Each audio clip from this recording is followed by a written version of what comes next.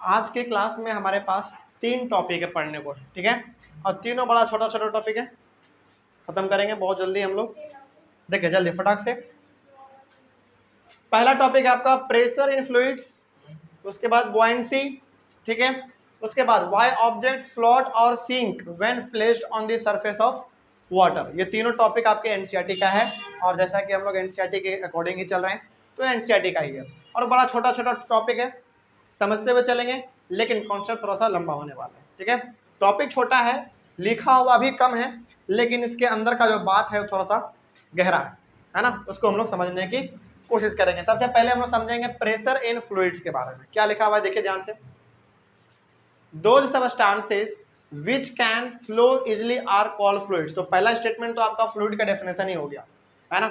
What is fluid पूछ दे कोई तो फिर आप ये बता सकते हैं, ठीक है। तो पहला स्टेटमेंट आपका हो गया फ्लूइड का डेफिनेशन।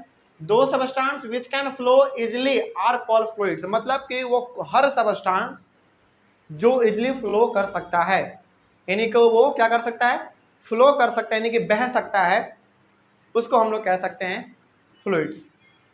बात समझ में आ रही है। जैसे एग्जांपल के तौर पे देख लीजिए, all the liquids and gases are fluids. क्या लिक्विड और गैस फ्लो करता है, क्या बहता है? बिल्कुल बहता है। बात समझ में आ रही है। तो ये दोनों हमारा किसका एग्जांपल हो गया, फ्लूइड्स का हो गया, ठीक है। तो वही चीज हमने यहाँ पे लिखा हुआ था कि those substance which can flow easily are called fluids. जो सबस्टांस, जो वस्तु, जो चीज इजिली बड़ा आसानी से फ्लो कर सके, यानी कि बह सके, उसको हम लोग फ्लूइड कहेंगे। एग्जाम्पल के तौर पे आपके पास हर एक लिक्विड और हर एक गैस है कि नहीं। आप हर एक लिक्विड का एग्जाम्पल ले सकते हैं, हर एक गैस, किसी को भी उठा के देखिए, वो हर कोई फ्लो करेगा ही करेगा, बहेगा ही बहेगा, है ना। आगे बढ़ते हैं, फिर ये हो गया आपका। उसके बाद हम लोग क्या जानते हैं, अभी तक के क्लास में हम लोग क्या पढ़े हुए हैं, ध्यान से देखिएगा। We know that solids exert pressure on a surface due to their weight. क्या ये हम लोग पढ़े हुए हैं? मतलब क्या हुआ इसका, इसका मतलब ये हो गया कि ये यदि एक बॉटल है और यदि एक सॉलिड है, तो यदि हम लोग इसके ऊपर रखे हैं अपने हाथ के ऊपर, तो ये सॉलिड बोतल मेरे हाथ के ऊपर क्या कर रहा है, प्रेशर क्रिएट कर रहा है ना। किसके वजह से? इसके वेट की वजह से। और वेट मतलब क्या, फोर्स। क्या, यानी कि ये वाला बॉटल मेरे हाथ के ऊपर उतना ही प्रेशर लगाएगा ना जितना इसके पास क्या है, फोर्स है। फोर्स मतलब वेट। बात समझ में आ रही है क्या कह रहे हैं। तो वही चीज यहां पे लिखा हुआ था कि we know that solids exert pressure on a surface due to their weight. चलिए अब हम इसको एक बार थोड़ा सा गहराई से समझा देते हैं आपको। क्या ये एक बॉटल सॉलिड है? कुछ देर के लिए मान लीजिए कि अंदर में जो पानी है ना वो भी सॉलिड है, या फिर पानी है ही नहीं, तो बोतल क्या हमारा सॉलिड हुआ? बिल्कुल सॉलिड हुआ। तो इसको हमने एक सरफेस के ऊपर रखा ना, हाथ क्या है हमारा, एक सरफेस है, तो हमने इसको अपने सरफेस के ऊपर रख दिया, ठीक है। तो क्या ये बोतल मेरे हाथ के ऊपर एक प्रेशर नीचे की ओर लगा रहा है क्या? बिल्कुल लगा रहा है। तो अब जरा बताओ ये प्रेशर कितना लगाएगा? उतना ही लगाएगा ना जितना इसके पास क्या है, वेट है, यानी कि फोर्स है। तो ये अपना प्रेशर मेरे हाथ पे इसलिए लगा पा रहा है क्योंकि इसके पास अपना क्या है, वेट है, यानी कि फोर्स है। क्या कोई दिक्कत? तो क्या इस वाले पॉइंट से आपको ये क्लियर हो गया कि हर एक सॉलिड क्या करता है, अपने रखे हुए सरफेस पर एक प्रेशर लगाता है। कोई दिक्कत? बात समझ में आ रही है। जैसे फॉर एग्जांपल मान लीजिए हम क्या है, सॉलिड है, फॉर एग्जांपल मान लीजिए सॉलिड है, तो हम धरती के ऊपर क्या कर रहे हैं, एक प्रेशर लगा रहे हैं ना, और उतना ही प्रेशर लगाएंगे जितना मेरे बॉडी में क्या है, फोर्स है, यानी कि वेट है। क्या कोई दिक्कत? तो हमेशा इस बात को याद रखिएगा कि हर एक सॉलिड सबस्टांस अपने रखे हुए सरफेस के ऊपर क्या करता है, एक प्रेशर क्रिएट करता ही है ना। चलिए आगे बढ़ते हैं, इसमें कोई डाउट? बड़ा आसान सा कॉन्सेप्ट था। आगे, fluids also have weight. Solid का जब वेट हो सकता है तो क्या फ्लूइड का वेट नहीं होगा? बिल्कुल होगा। बात समझ में आ रही है। यानी कि लिक्विड और गैस दोनों के पास भी क्या है, अपना वेट है, यानी कि दोनों के पास अपना क्या है, फोर्स है। बात समझ में आ रही है। फॉर एग्जाम्पल मान लीजिए यदि इस बोतल में जो पानी रखा हुआ है, यदि हम इसको इस प्रकार से निकाल के बाहर गिराने लगे तो वो कहाँ गिरेगा, नीचे की ओर गिरेगा। नीचे की ओर क्यों गिरा भाई? क्योंकि ग्रेविटेशन इस पे एक फोर्स लगा रहा है, अपना ग्रेविटेशनल फोर्स जिसको हम लोग कहते हैं। और क्या फोर्स ही हमारा वेट कहलाता है कि नहीं कहलाता है ना। तो क्या सॉलिड और लिक्विड और गैस, क्या तीनों के पास अपना वेट हुआ? बिल्कुल वेट हुआ, कोई समस्या इसमें? तो फ्लूइड के पास भी अपना क्या होता है? वेट होता है। जिसके पास मास है उसके पास वेट होगा ही होगा, कोई दिक्कत? यानी कि जिसके पास मास है, जिसके पास वजन है, उसके पास अपना फोर्स यानी कि वेट होगा ही होगा। और फोर्स का ही मतलब क्या है? आपका वेट है। बात समझ में आ रही है? कोई दिक्कत इसमें? चलिए आगे बढ़ते हैं, फिर फटाफट पढ़ेंगे। उसके बाद so fluids also exert pressure on the container in which they are enclosed. अब जब सॉरी यहां तक जब आपने पढ़ लिया कि फ्लूइड के पास भी अपना वेट है, वेट मतलब क्या? फोर्स। तो ऊपर में आपने पढ़ा था कि सॉलिड जो है, कहा गया हमारा, हाँ, सॉलिड जो है एक प्रेशर क्रिएट करता है। क्यों? क्योंकि इसके पास वेट है। उसी प्रकार से फ्लूइड के पास भी वेट है, तो क्या ये भी प्रेशर क्रिएट करेगा? बिल्कुल करेगा। तो वही यहाँ पे लिखा हुआ था कि so fluids also exert pressure on which the container in which they are enclosed. तो ये भी यानी कि फ्लूइड को किसी भी कंटेनर में आप रख दीजिए, लिक्विड यानी कि गैस, लिक्विड और गैस दोनों को आप किसी भी कंटेनर में रख दीजिए, उसमें वो क्या करेगा? एक प्रेशर अपना क्रिएट तो करेगा ही करेगा। ठीक है, आगे अ fluid exerts pressure in all directions even upwards. मतलब क्या हुआ? फ्लूइड यानी कि लिक्विड और गैस, ये जो है किसी भी कंटेनर में इसको रख दीजिए, वो हर एक डायरेक्शन में अपना क्या करता है? प्रेशर को क्रिएट करता है, यानी कि प्रेशर लगाता है। एक डायग्राम आपको बना देते हैं, आप अच्छी तरीके से इसको समझ जाएंगे। देखिए ध्यान से। फॉर एग्जाम्पल मान लीजिए, सपोज कहाँ पे बना दें, चलो यहाँ पे बना दें नीचे में। चलो फॉर एग्जाम्पल मान लीजिए कि ये आपके पास ये एक कंटेनर है,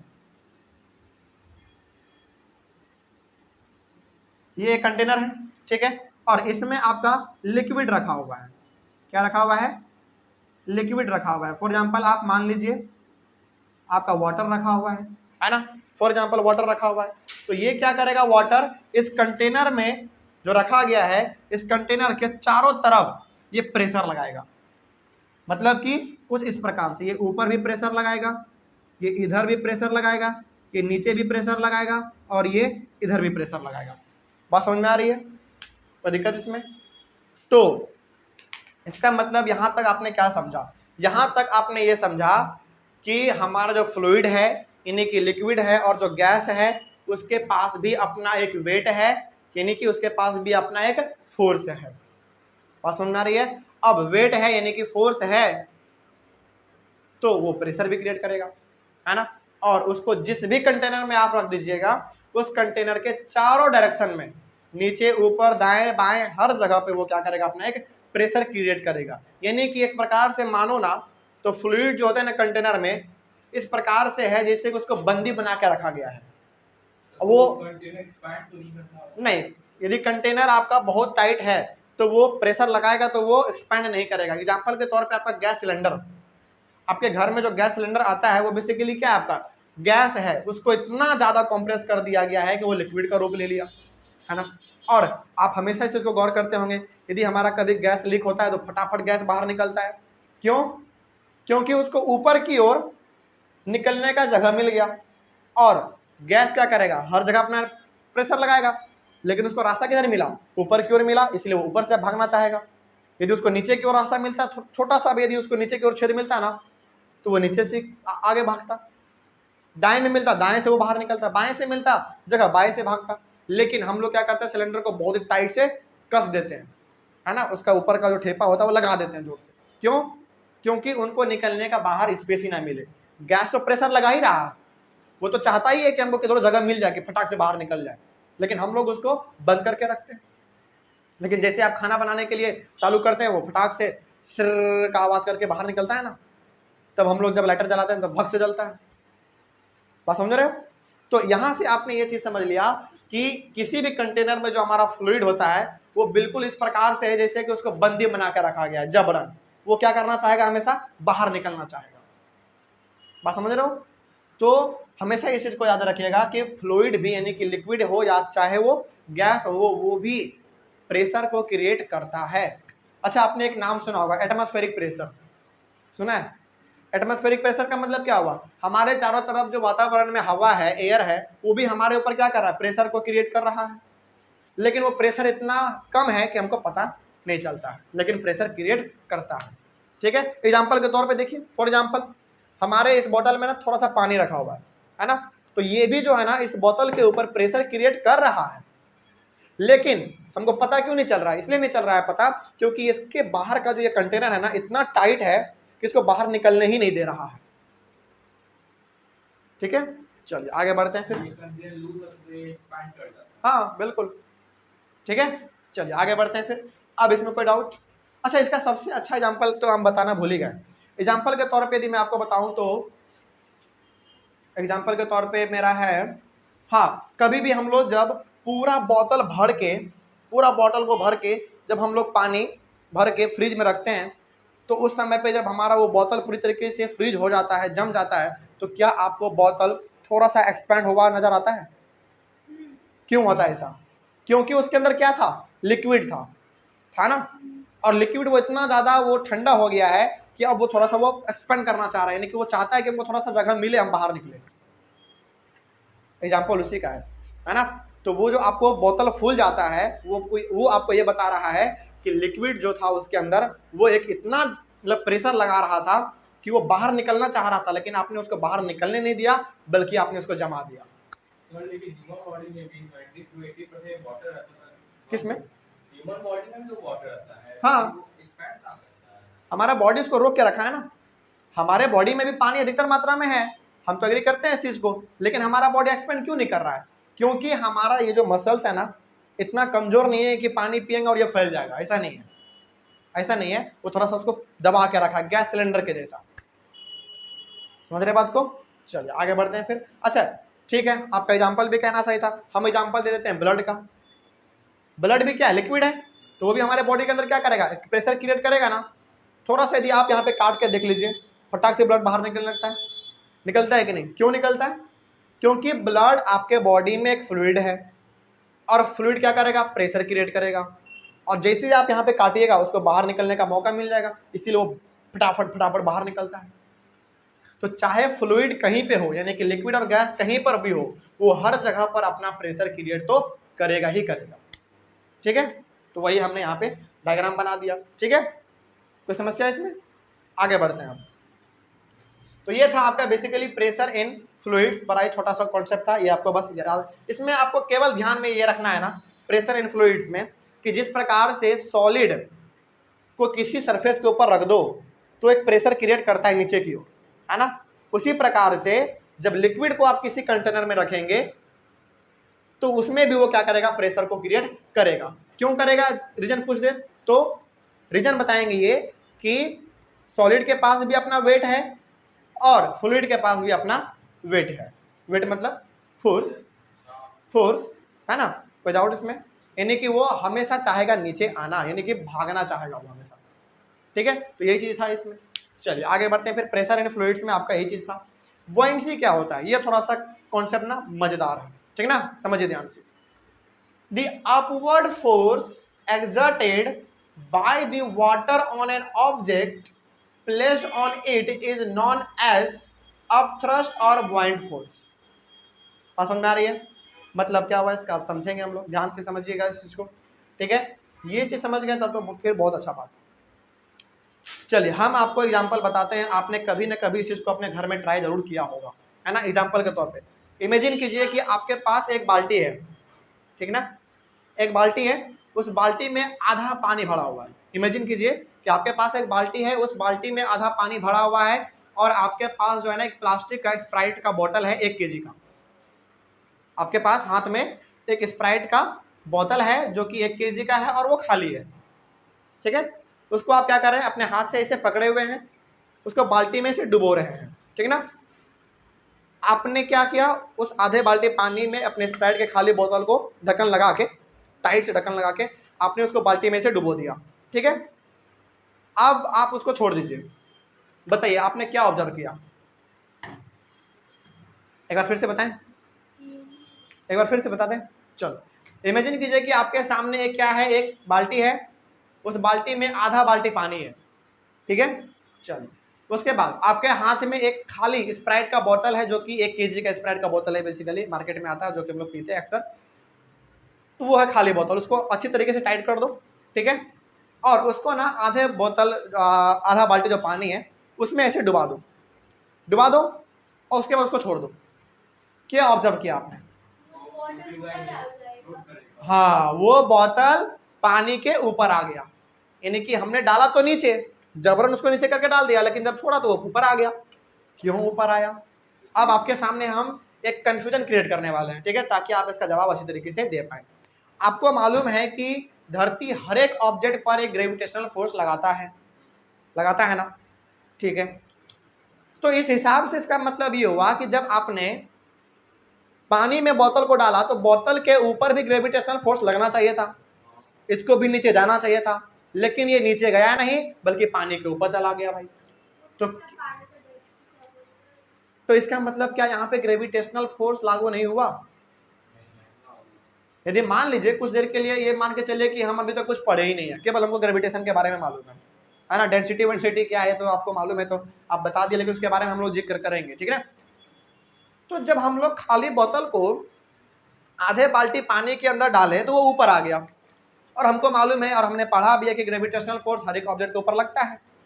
तो जब हमने उस आधे बाल्टी पानी में बोतल को डाला तो उसको नीचे ही रहना चाहिए था, क्योंकि ग्रेविटेशनल फोर्स क्या करेगा, उस बोतल को नीचे की ओर खींचेगा, लेकिन वो नीचे जाने के बजाय ऊपर चला गया, पानी के ऊपर, पानी के सरफेस के ऊपर वो तैरने लगा।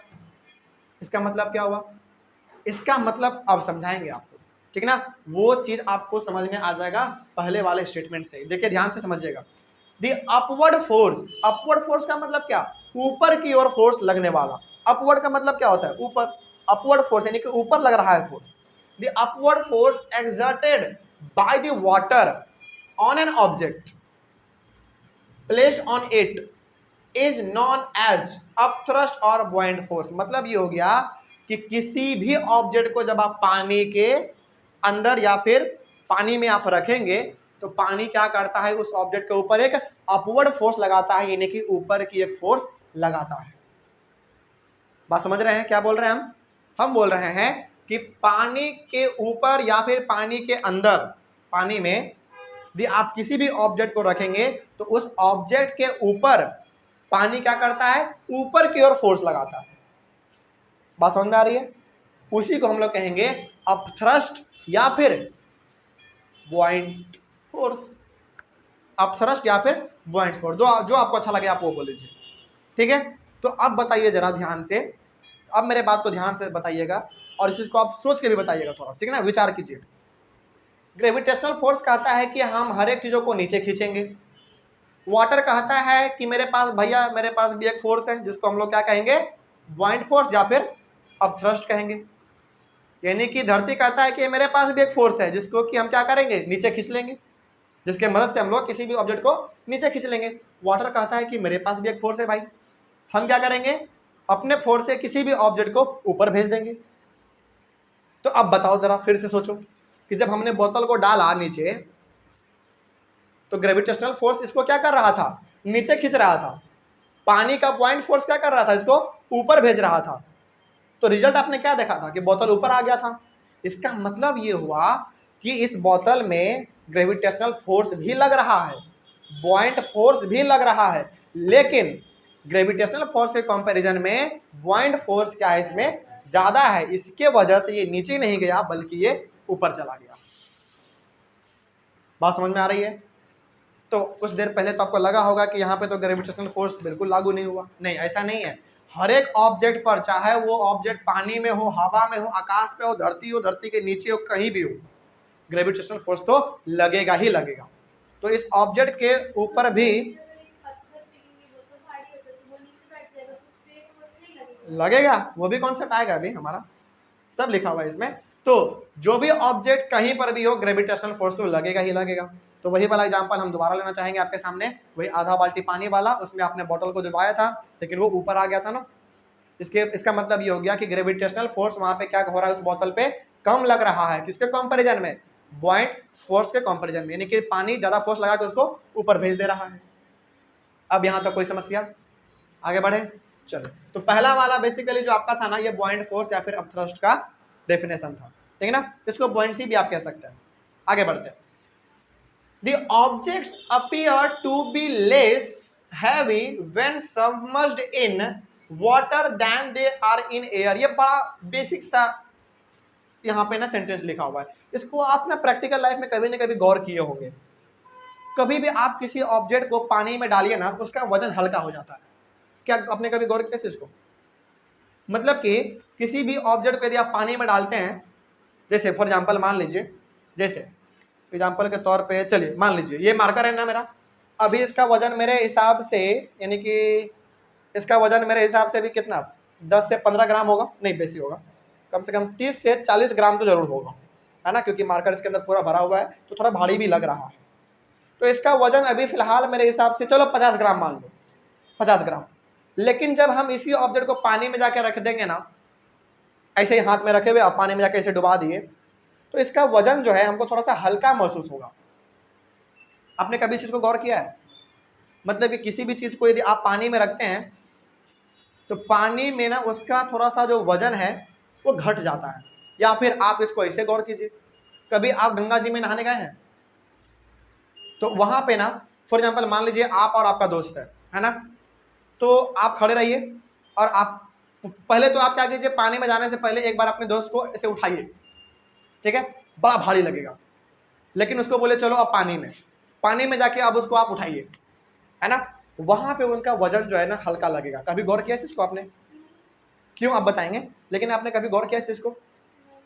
नहीं ना, लेकिन आप गौर कीजिएगा, कभी भी ऐसा यदि मौका मिले, या फिर आप उसको अपने घर पे भी ट्राई कर सकते हैं। एक बाल्टी आधा बाल्टी पानी ले लीजिए, है ना, पानी ले लीजिए, उसमें क्या कीजिए, चलो यही ले लो एग्जाम्पल, इसमें क्या कर लो, किसका एग्जाम्पल दे दे बहुत अच्छा सा, चलो ठीक है, ये ठीक है, इसमें ना पूरा पानी भर लो, ठीक है, पूरा पानी भर लो और इसका वजन अभी नापेंगे तो हम लोग बेसिकली 1 लीटर का बोतल है तो 1 लीटर हमको नजर आएगा, है ना।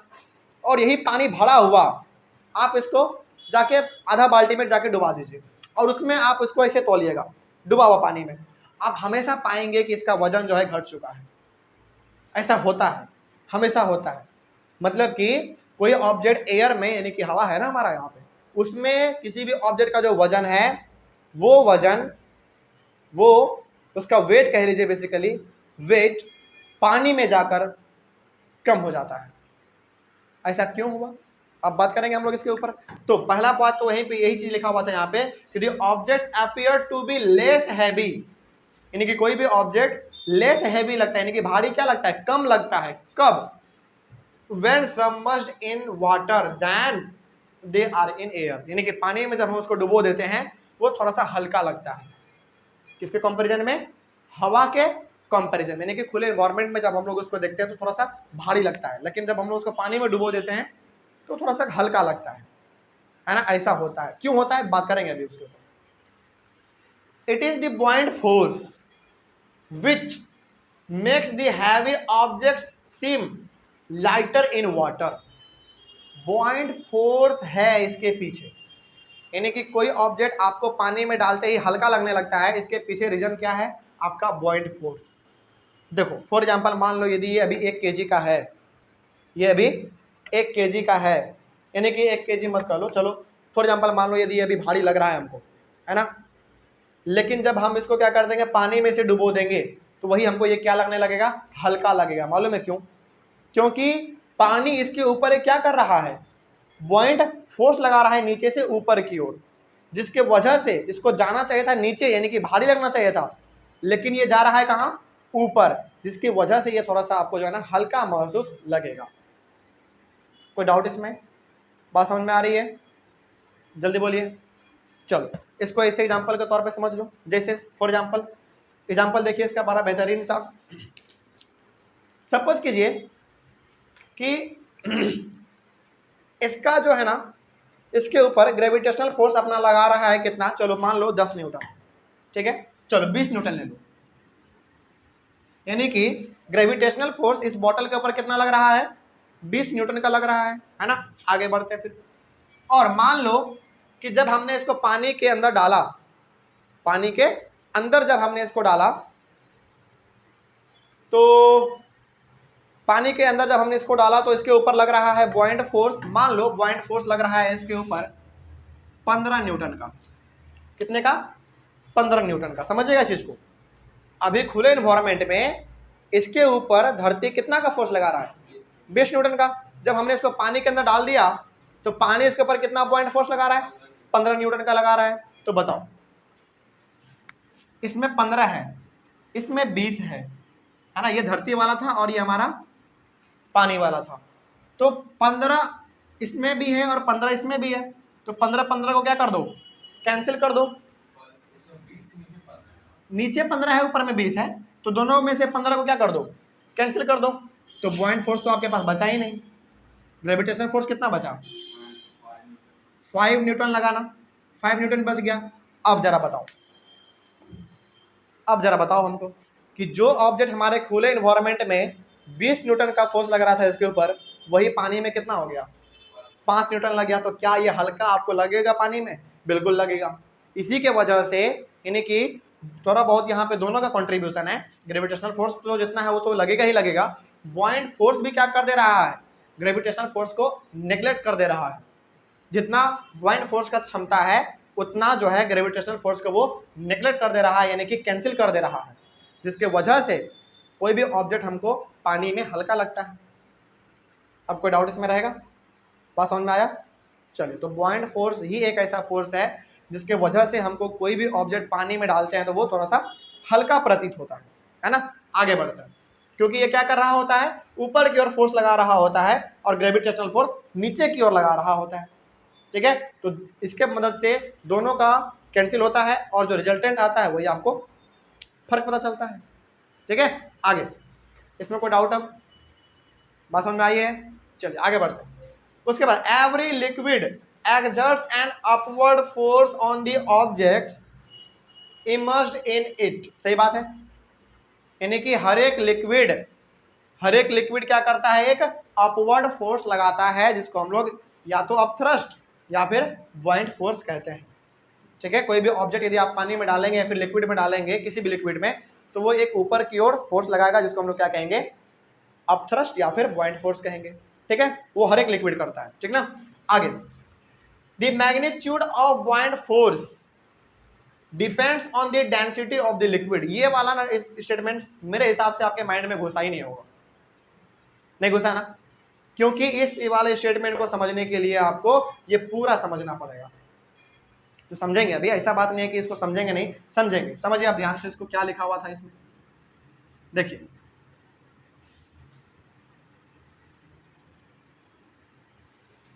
इसमें लिखा हुआ क्या? अच्छा, सबसे पहली बात तो मैग्नीट्यूड का मतलब क्या? न्यूमेरिकल वैल्यू 20, 30, 40, 50, 60, 80, 90, 20, इस प्रकार का। मैग्नीट्यूड का मतलब न्यूमेरिकल वैल्यू, जो कि नंबर से थोड़ा सा रिलेटेड होगा। ठीक है, कहा जा रहा है यहाँ पे कि बॉइंट फोर्स जो है ना, उसका जो मैग्नीट्यूड है, यानी कि बॉइंट फोर्स कम होगा, ज्यादा होगा, मीडियम होगा, ये किस पे डिपेंड करेगा?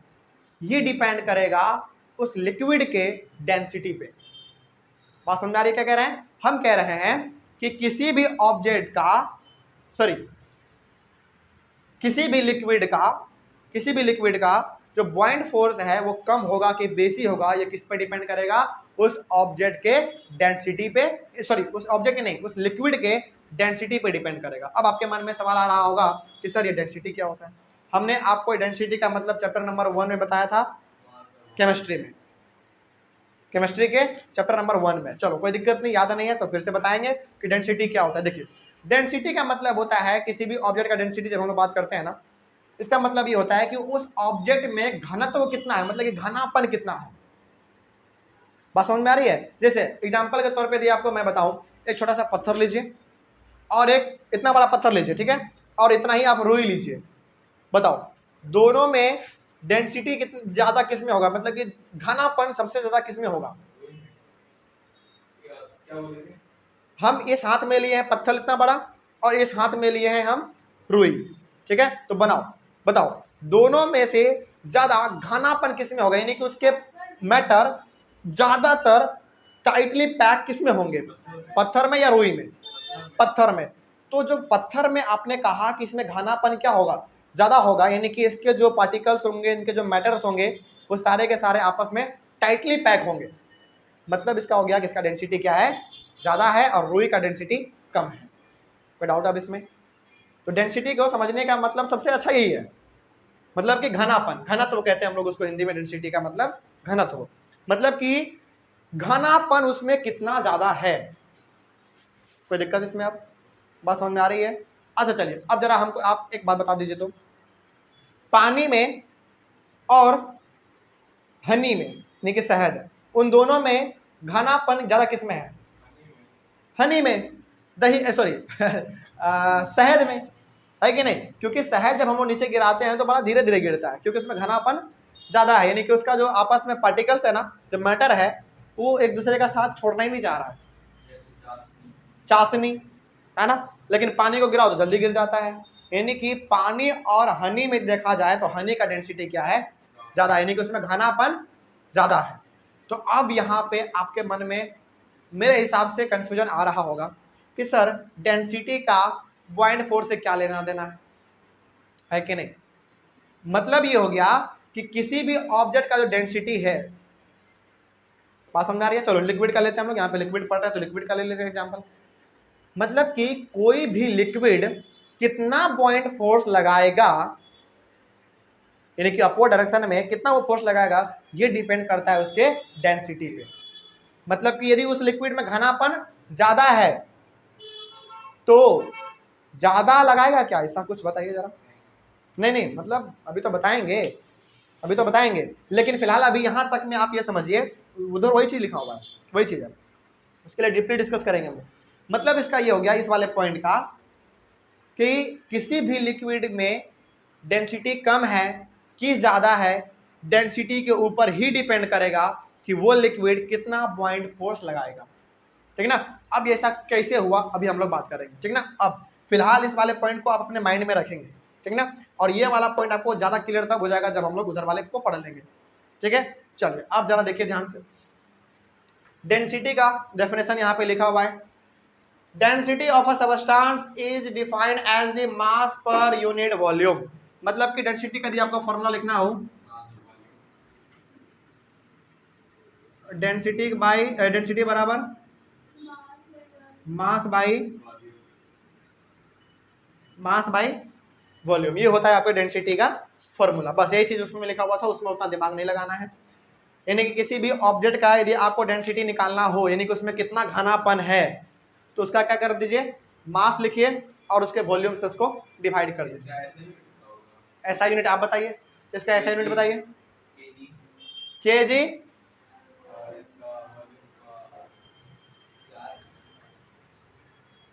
बताइए जल्दी। मीटर क्यूब, वॉल्यूम हम लोग का भी हमेशा वॉल्यूम हम लोग किस में निकालते हैं, क्यूब में वॉल्यूम हम लोग निकालते हैं क्यूब में। तो केजी मास का केजी और वॉल्यूम का मीटर क्यूब बोल दो, या फिर आप चाहें तो इसका छोटा यूनिट लेना चाहेंगे तो आप सेंटीमीटर क्यूब, कोई दिक्कत इसमें। चलिए आगे बढ़ते हैं फिर, हालांकि इसका केजी मीटर क्यूब होता है, ठीक है। आगे बढ़ते हैं, केजी मीटर क्यूब ही ऐसा कुछ है, शायद कंफ्यूजन है थोड़ा, मीटर क्यूब है या सेंटीमीटर क्यूब है, मीटर है। चलो खैर कोई दिक्कत नहीं, आगे बढ़ते हैं फिर। तो ये हो गया आपका डेंसिटी का फॉर्मूला, ठीक ना। अभी हम लोग इस वाले पॉइंट को ज्यादा क्लियर करेंगे अभी हम लोग, ठीक ना, ध्यान से समझिए इस चीज को। The objects having less density than that of a liquid, object will float on that liquid। ये बहुत बड़ा बात यहाँ पे लिखा हुआ है, एग्जाम्पल के तौर पे हम लोग यहाँ पे लेंगे, अभी समझिए क्या कहा गया है। कहा गया है कि आपके पास लिक्विड है, ठीक ना, और उस लिक्विड में आप क्या कर रहे हैं, एक ऑब्जेक्ट को डुबाने जा रहे हैं, ठीक ना। यदि उस ऑब्जेक्ट का डेंसिटी पानी के डेंसिटी से क्या निकला, कम निकला, समझेगा मेरे बात को ध्यान से। देखिए वही चीज यहां पे लिखा हुआ, the objects having less density than that of a liquid, object will float on that liquid. मतलब क्या हुआ इसका, इसका मतलब ये हो गया कि आपके हाथ में एक ऑब्जेक्ट है और आपके बाल्टी में पानी है, ठीक है, यानी कि लिक्विड है। यदि इस ऑब्जेक्ट का डेंसिटी लिक्विड के डेंसिटी से कम निकला तो ये ऑब्जेक्ट पानी में कभी डूबेगा नहीं, ये पानी के ऊपर क्या करता रहेगा, तैरता रहेगा, फ्लोट करता रहेगा। बात समझ में आ रही है? ऐसा क्यों हुआ अभी बात करेंगे हम लोग इसके ऊपर, लेकिन फिलहाल अभी आप ये समझिए कि आपके हाथ में जो ऑब्जेक्ट है, यदि उस ऑब्जेक्ट का डेंसिटी पानी के डेंसिटी से या फिर लिक्विड के डेंसिटी से कम निकला तो ये ऑब्जेक्ट पानी में कभी भी डूबेगा नहीं, वो पानी के ऊपर तैरता रहेगा, यानी कि फ्लोट करता रहेगा। ठीक है, आगे बढ़ते हैं। इन दिस केस, इसी वाले केस में आपने क्या समझा, in this case the liquid exerts more buoyant force on that object।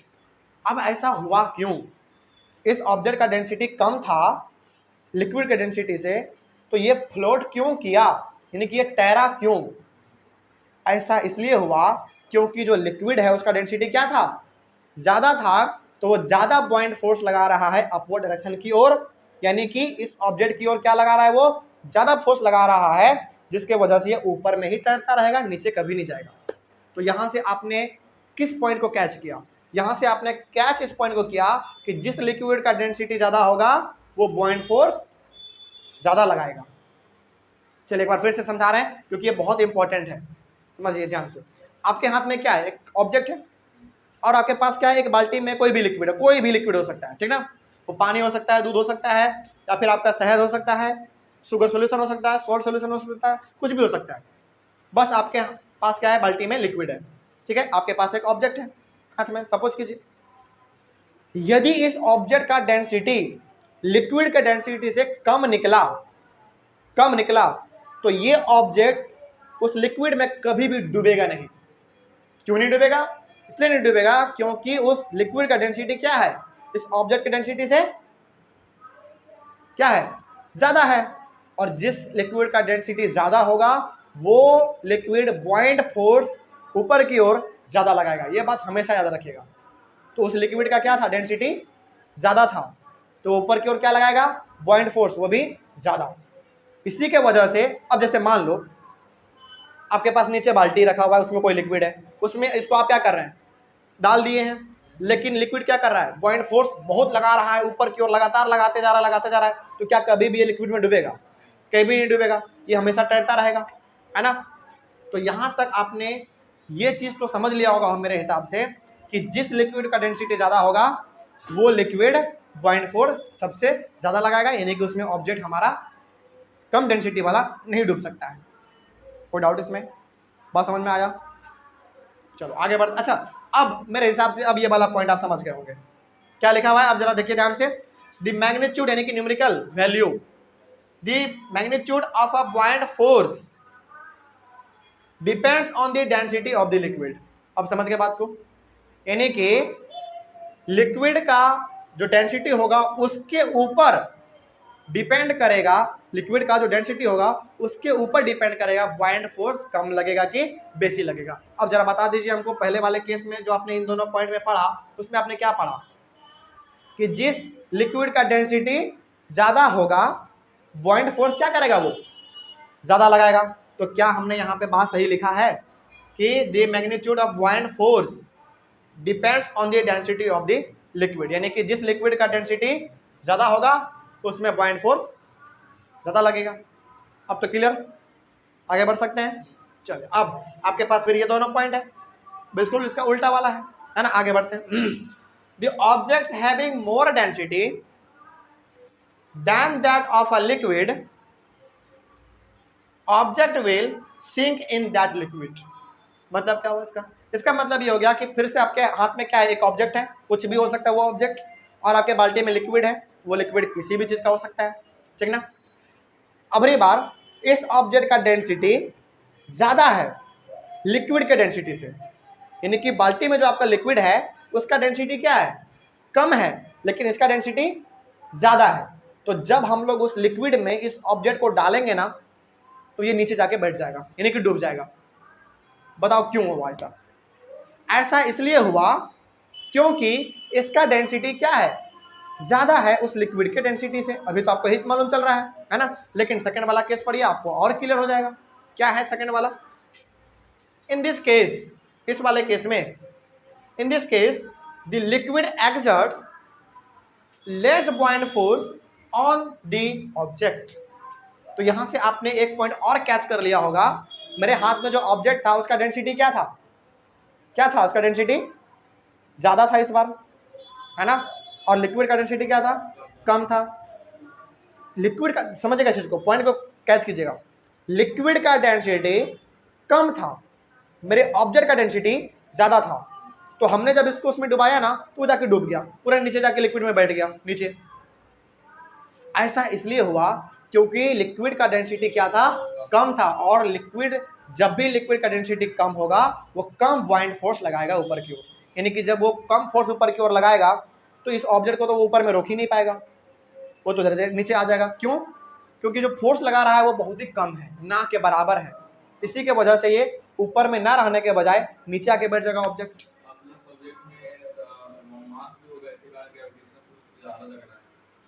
हाँ, ये भी हो सकता है, समझ रहे बात को। तो बेसिकली यहाँ पे आपने ये चीज समझ लिया, इन समझिए अब मेरे बात को ध्यान से, इन दोनों पॉइंट को, इन दोनों पॉइंट में आपको कैच करने वाला बात ये था कि जिस लिक्विड का डेंसिटी ज्यादा होगा वो buoyant फोर्स क्या करेगा, ज्यादा लगाएगा, ठीक है। और इन दोनों पॉइंट में कैच करने वाली बात ये थी कि जिस लिक्विड का डेंसिटी कम होगा वो buoyant फोर्स भी कम लगाएगा। बात समझ में आ गया? कोई समस्या अब इसमें?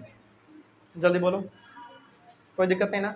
तो यहाँ से अब आपके माइंड में मेरे हिसाब से डेंसिटी भी समझ में आ गया होगा, buoyant फोर्स भी समझ में आ गया होगा, कोई दिक्कत इसमें? तो अब यदि कोई भी चलते फिरते पूछ दे आपसे कि buoyant फोर्स क्या है या फिर डेंसिटी क्या है, तो क्या आप बता देंगे? तो buoyant फोर्स क्या है, बेसिकली हर एक लिक्विड क्या करता है, अपने ऊपर की ओर डायरेक्शन में एक फोर्स लगाता है, उसी को हम लोग कहते हैं buoyant फोर्स या फिर अप थ्रस्ट, ठीक है।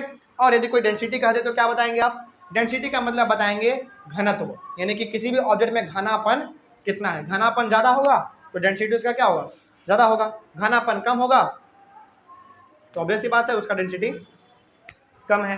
एग्जाम्पल के तौर पे एक आता है स्माइली वाला बॉल, पूरा स्पॉन्जी वाला रहता है, और एक आता है बॉल कॉस्को वाला, जिससे कि हम लोग बैट बॉल खेलते हैं, है ना। बताओ उसमें डेंसिटी सबसे ज्यादा किसका है? कॉस्को का, है कि नहीं? क्योंकि उसमें घनापन क्या है, ज्यादा है। लेकिन स्माइली बॉल में घनापन कम है, क्योंकि आप उसको ऐसे खोल के देखेंगे ना, फाड़ के देखेंगे स्माइली बॉल को, स्पंजी रहता है, होल रहता है उसमें, छोटा छोटा, बहुत छोटा छोटा, है कि नहीं? बात समझ में आ रही है? कोई दिक्कत इसमें? तो यहाँ तक के क्लास में आपने फिलहाल ये समझ लिया कि कोई भी ऑब्जेक्ट लिक्विड में कब डूबेगा और कब नहीं डूबेगा। तो सवाल जो आपसे पूछा गया था, एक बेसिकली आपका टॉपिक ही एक सवाल बन चुका है। देखिए ध्यान से, व्हाई ऑब्जेक्ट्स फ्लोट और sink when placed on the surface of water, यानी कि पानी के सरफेस के ऊपर यदि आप किसी ऑब्जेक्ट को डालते हैं तो वो डूबता क्यों है या फिर वो फ्लोट क्यों करता है ना। तो अब आप रीजन क्या बताएंगे? चलो पहले तो हमको बता दो डूबने का रीजन, बता दो डूबने का रीजन।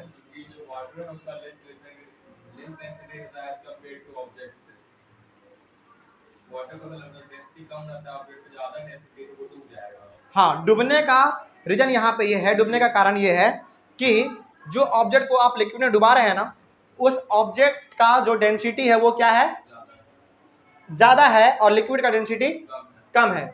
और लिक्विड का डेंसिटी कम है तो buoyant फोर्स ज्यादा लगाएगा या कम लगाएगा? कम लगाएगा, जिसके वजह से यानी कि जो अब buoyant का फोर्स का मतलब क्या, ऊपर की ओर। जब लिक्विड का डेंसिटी कम है और वो buoyant फोर्स कम लगा रहा है ऊपर की ओर, तो क्या वो कम वाला फोर्स इस ऑब्जेक्ट को रोक पाएगा? नहीं रोक पाएगा, वो तो जाके नीचे धड़ाम से गिर जाएगा। इसीलिए कोई भी ऑब्जेक्ट हमारा डूब जाता है ना, ये डूबने का रीजन हो गया।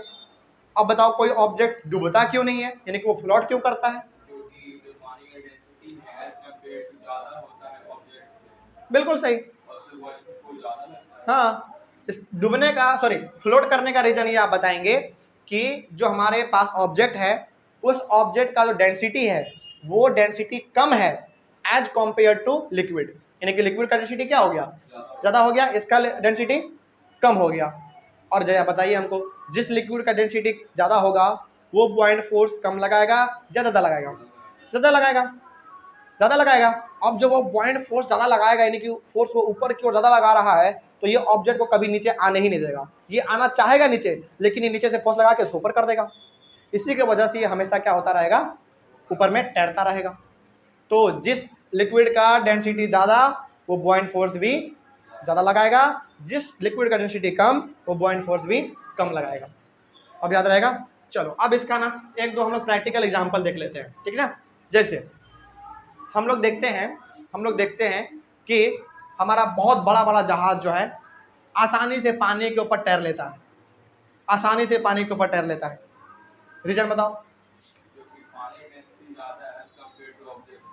बिल्कुल सही, यानी कि पानी का डेंसिटी ज्यादा है किसके डेंसिटी के कंपैरिजन में, यानी कि जहाज के कंपैरिजन में। इसी के वजह से वो ऊपर में तैर पाता है। अब जब पानी का डेंसिटी ज्यादा है तो बॉइंट फोर्स नीचे से ऊपर ज्यादा लगा रहा है। इसीलिए हम लोग देखते हैं कि बहुत बड़ा बड़ा जहाज जो है ना पानी के ऊपर इजिली तैर लेता है। क्यों? क्योंकि पानी के कंपैरिजन में उस जहाज का डेंसिटी क्या है, कम है, डेंसिटी जहाज का कम है, इसीलिए वो ऊपर में तैर जा रहा है ना। इसका एग्जांपल और हम लोग समझ सकते हैं। कोई हम लोग एक पत्थर मारते हैं तालाब में, जाकर वो नीचे डूब जाता है। क्यों? क्योंकि उस समय पे उस ऑब्जेक्ट का डेंसिटी क्या है, ज़्यादा है। किसके कंपैरिजन में, वाटर के कंपैरिजन में। तो डेंसिटी कम है तो बॉइंट फोर्स क्या करेगा, कम लगाएगा। इसी की वजह से जाकर हमारा वो पत्थर जाके डूब जाता है। अब कोई समस्या, याद रहेगा ये चीज़। तो ये सुनने में बड़ा आसान सा आपका हेडिंग था, लेकिन यदि आप इसको याद रख लेते हैं तो बहुत अच्छी बात है ना। और डेंसिटी का फॉर्मूला याद रखिएगा, मास बाय वॉल्यूम, इससे न्यूमेरिकल हम लोग सॉल्व करेंगे, ठीक है। यानी कि डेंसिटी हमको यह बताता है कि किसी ऑब्जेक्ट में घनापन कितना ज़्यादा है, ठीक है। और इसके ऐसा यूनिट को लेकर हमें थोड़ा सा कंफ्यूज है, तो हम एक बार बता देंगे आपको देखकर कि केजी मीटर क्यूब होता है या फिर केजी सेंटीमीटर क्यूब होता है। हम थोड़ा सा कंफ्यूजन है इसमें, ठीक है, कंफ्यूज है, तो इसको हम देख के बता देंगे। कोई डाउट इसमें अब, लेकिन आपका फॉर्मूला वही है, याद रहेगा ये चीज़। कोई समस्या अब इसमें हो जाएगा। चलो, तो आई होप आप लोगों को भी ऑनलाइन वाले बच्चे ये चीज़ समझ में आ गया होगा कि हमारा प्रेशर इन फ्लूइड्स क्या होता है, बॉयंसी क्या होता है, और कोई भी ऑब्जेक्ट पानी में डूबता या फिर तैरता क्यों, ठीक है ना। चलिए एक बार आप इसका स्क्रीनशॉट ले लीजिए। स्क्रीनशॉट लेने के बाद हम लोग मिलते हैं अपने अगले वाले क्लास में। अगले वाले क्लास में हम लोग आर्किमिडीज प्रिंसिपल को डिस्कस करेंगे। Thank you very much and have a nice day.